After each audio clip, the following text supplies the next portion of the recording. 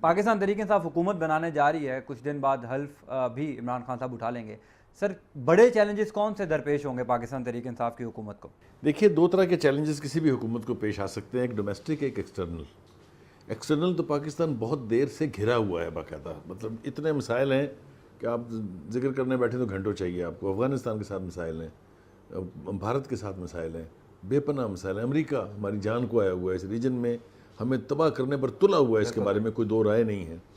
یہ صورتحال ہے کہ اگر ہم آئی ایم ایف سے لون لینے کے لیے جاتے ہیں تو ہدایت نامہ واشنگٹن سے جاری ہوتا ہے کہ یہ آپ چائنا کی ڈیٹ سروسنگ کے لیے استعمال نہیں کر سکتے. آپ یہ اندازہ کریں، کبھی آپ نے سنا زندگی میں یہ کہ آئی ایم ایف کا لون آپ کو مل رہا ہو یا کسی بھی ملک کو مل رہا ہو اور ہدایت آپ کو واشنگٹن سے آ رہی ہو؟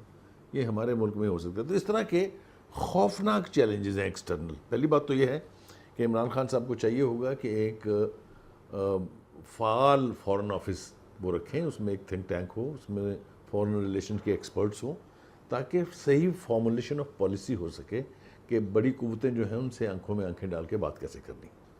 Domestic front is even more troublesome. دیکھیے، انہوں نے دعویٰ کیا یہ کے پی کے کی حکومت کے پی کے میں، تو انہوں نے کہا کہ جناب ہم نے ماڈل بنا دیا ہے پولیس کو، پورے یورپ میں ایسی پولیس آپ کو نہیں ملے گی جیسی یہاں ہے.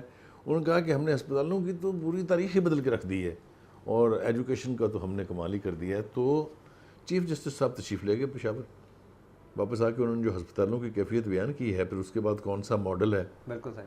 ایک سب سے بڑا چیلنج عمران خان صاحب کو یہ ہوگا کہ چیف جسٹس صاحب فعال چیف جسٹس ہیں. انہوں نے پچھلی حکومت کو بھی چین سے نہیں رہنے دیا، تو وہ اللہ کے فضل و کرم سے ان کو بھی چین سے بیٹھنے نہیں دیں گے. یہ بالکل طے کر لیں آپ. یہ میں بلکہ یوں کہوں گا کہ جس ادارے سے سب سے پہلے عمران خان کا ٹکراؤ ہوگا، that is chief supreme court. کوئی دو رائے میرے دماغ میں نہیں ہے، میری رائے ہے. بالکل ٹھیک ہے. دوسری بات یہ ہے کہ وہ ایسے ارینا میں اب داخل ہونے جا رہے ہیں جہاں کا پیچھے انہیں کوئی تجربہ نہیں ہے. پنجاب کو ہینڈلنگ از ناٹ ایزی.